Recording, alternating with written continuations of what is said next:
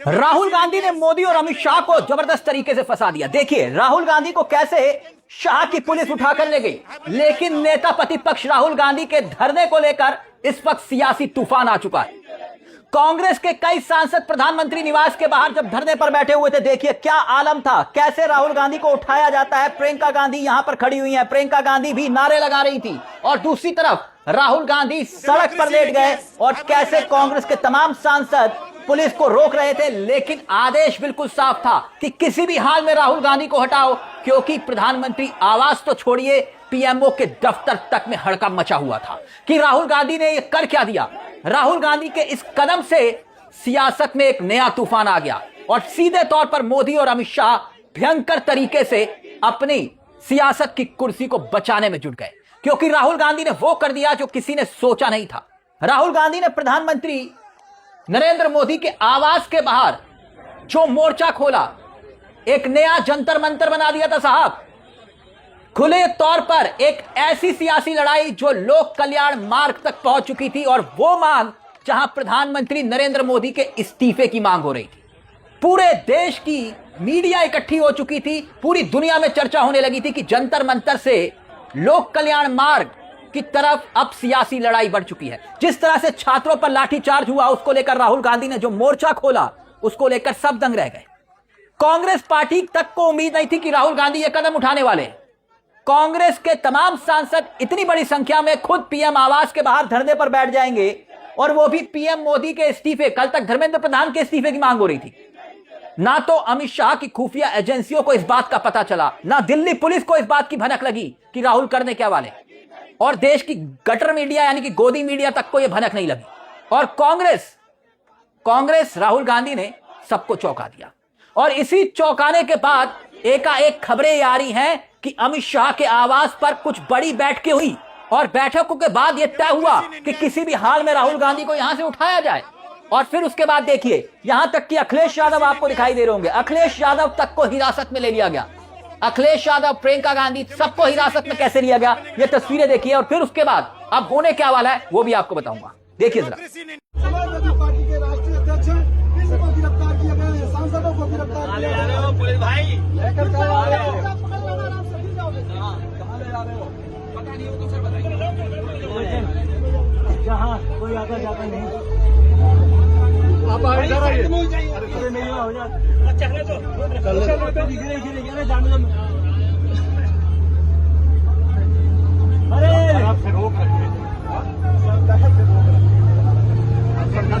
सवाल उठते थे कि कांग्रेस कि भाई 20 जुलाई को जो संसद मार्च हुआ था उसमें हिस्सा क्यों नहीं लिया, जिसमें छात्रों के ऊपर लाठीचार्ज हुई। यही सवाल उठ रहे थे ना कांग्रेस ने कि भाई मौका खोल दिया। कांग्रेस ने 20 जुलाई के दिन संसद मार्च में हिस्सा लेना चाहिए था, लेकिन जब छात्रों के साथ इतनी भयंकर हिंसा हुई तो सामने कौन आया?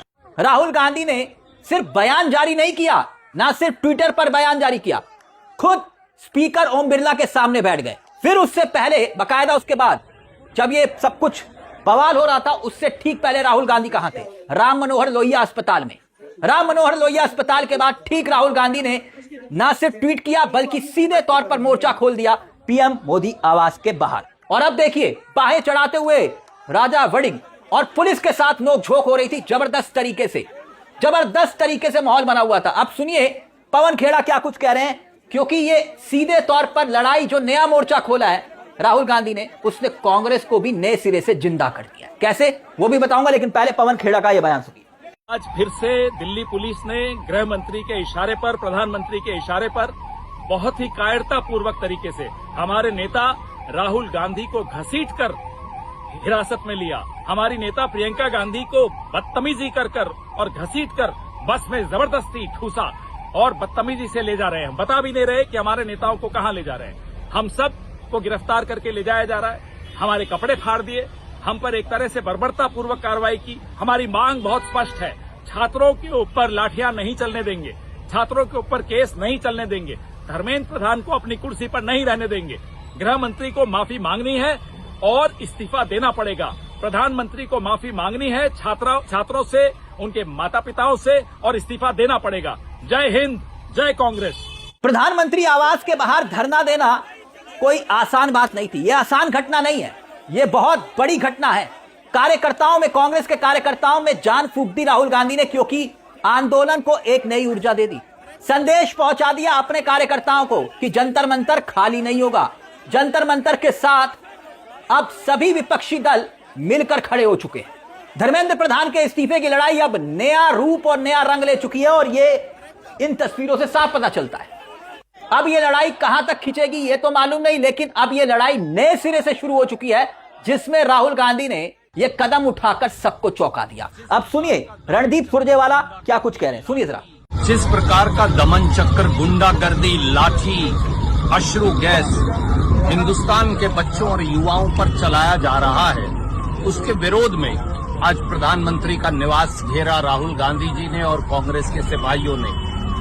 जिस प्रकार का से जबरदस्ती, पकड़ धकड़, लाठी, जेल, यातनाएं दी जा रही हैं, क्या समझते हैं मोदी जी कि क्या इससे हिंदुस्तान के युवाओं का बलबला रुक जाएगा? क्या राहुल गांधी जी की युवाओं की ये लड़ाई, छात्रों की ये गूंज रुक जाएगी?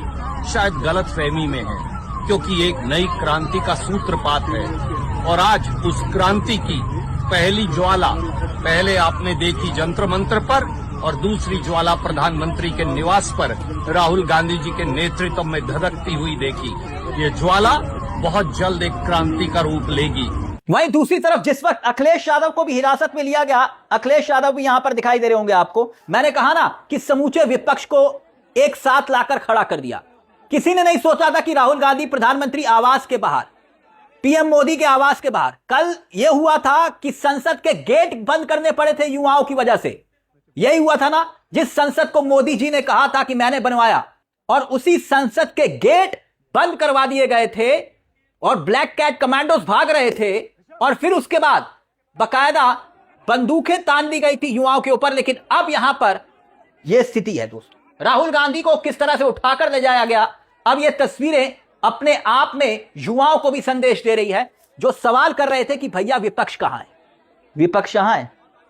यहां सिर्फ ट्वीट नहीं हो रहा, सड़कों पर उतरकर राहुल गांधी एक नई लड़ाई को लड़ रहे हैं। और ये तस्वीरें प्रधानमंत्री आवास तक सियासी हड़कंप मचा रही। और सवाल यह खड़ा हो रहा है कि ना तो अमित शाह की पुलिस को पता चला और ना ही शाह की खुफिया एजेंसियों। इस पूरे मामले को लेकर आपकी क्या राय है? क्या राहुल गांधी ने यह कदम उठाकर खुद मोदी और अमित शाह को सियासत की बिसात पर चारों खाने चित कर दिया? इस मामले को लेकर अपनी राय कमेंट बॉक्स में जरूर दीजिएगा। मुझे तिलक चावला को दीजिए इजाजत, बेल आइकॉन दबा लीजिएगा। मंच आप ही का है। नमस्कार, जय हिंद, जय भारत।